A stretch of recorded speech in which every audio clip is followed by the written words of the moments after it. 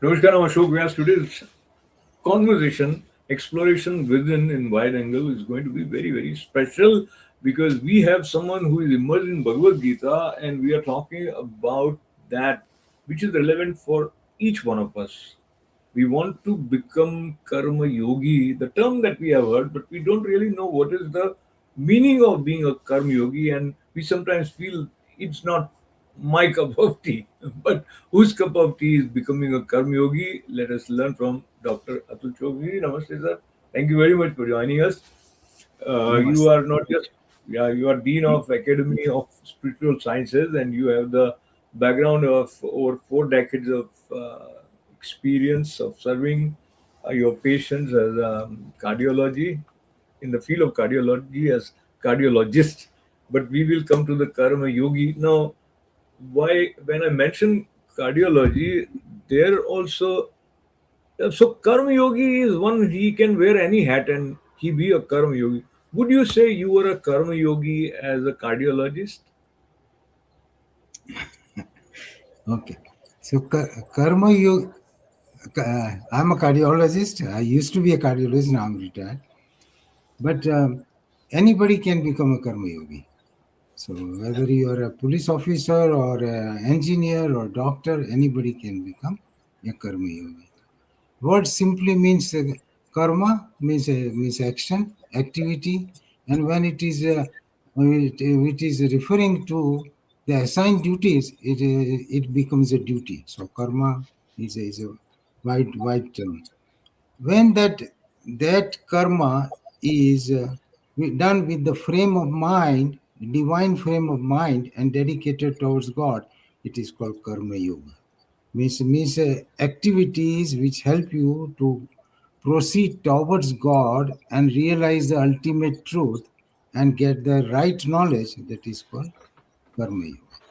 So any one of us can become karma yogi, but there are special requirements. If you fulfill those requirements, then you are karma yogi. Otherwise, 90% of us are the men of action, driven by our own thoughts and desires, selfish desires, and to deal with the worldly assignments. So that doesn't make us a karma yogi. It makes us a workaholic, if we do too much work, but not a karma yogi. So karma yogi, to become karma yogi, there are special requirements. The God mentions that. So So let me pick on a few words that you have just used. One is selfish desire. So whether desires are selfish or not, how to arrive at that clarity. Because whatever desire is, we are thinking about ourselves, we are thinking about our family. Would you say that is selfish? But then we also consider that as to be our duty. So, what is the difference between discharging your duty and having desires which may come under the level of selfish desires? the duties which are, the actions which are done to please ourselves, that is selfish desire. It is done to pamper myself, to please myself or my family. So that becomes a selfish desire. No, so it's not. It is not a selfless desire. There is a selfishness of pleasing and serving your family. Though it is a part of duty, but there is a selfishness hidden behind it. It is very difficult to imagine that somebody would undertake some action without this commitment of duty to take care of oneself or the needs of one's family, and we consider that in a way as a pious duty, like we think that he is responsible person doing what is expected of him, and in general that is what society expects us to do. So which means that karma yogi, as you have just now defined, uh, this is not a part of our natural flow of the way society is structured at the moment, the way I see it. So, yeah. So the whole society, is more or less selfish. We can say that because we all are driven by our egocentric desires, and our ego is selfish. So but everybody. is doing it, so it is accepted norm in the society.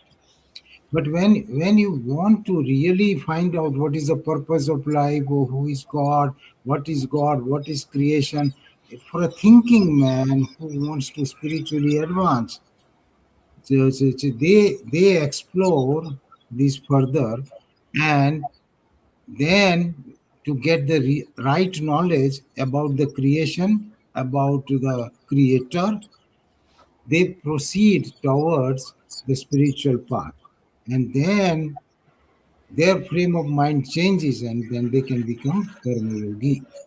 But otherwise, we are all in the same. 95% of us are performing our duty. Some are more selfish, some are less selfish, some are deleterious to the society. That is different.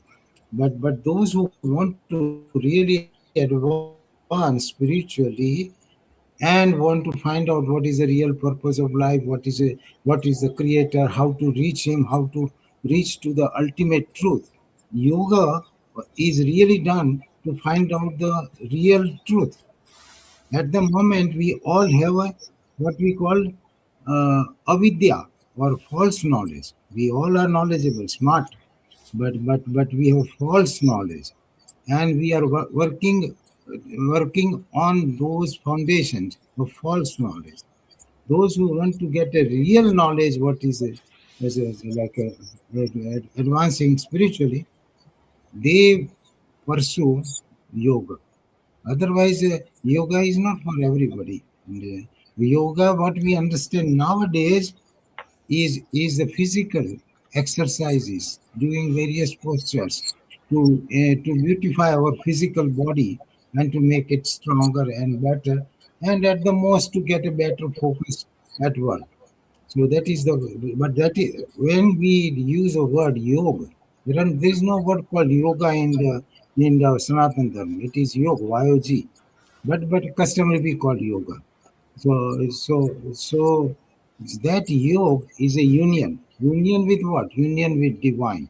That's why bhakti yoga, karma yoga, dhyana yoga. No, all 18 chapters of Gita are called yoga, because all those different paths helps us to understand the divinity and unites with God. And the one who desires to do that, that is called karma yoga. The way you said it, it's very difficult to articulate in such a candid fashion, because most of us want to be pleaser to people, and we kind of cater to the way they are thinking. The way you said it, I think it is befitting for someone who has Swami Vivekananda's photograph in his background, because Swami Vivekananda said that Yes, we need not tailor truth to suit the expectations of the society. Rather, society yes, should yes. mold itself to fit to the frame of truth. Something to those effect. He said that's exactly what the thing is. Swamiji was the greatest Karma Yogi, and he has written and spoken extensively on Karma Yoga. So he's our ideal as in a role model to be a Karma Yogi. And the first thing required is to render selfless service, which in these day and age appears to be kind of impossible thing, or very rare people will pursue. So, while there is selflessness, and the other way was that you are oriented to the divine. I think they both go hand in hand, because when you are oriented to the divine, there is an element of detachment or dispassion with which you are undertaking whatever you are doing. So how that became a part of your life, let us go there, because that way maybe we can try to emulate, or maybe learn a trick or Yes, two. yes. Two, yeah. So your Up until orientation changed. 1991, I was a regular cardiologist, successful cardiologist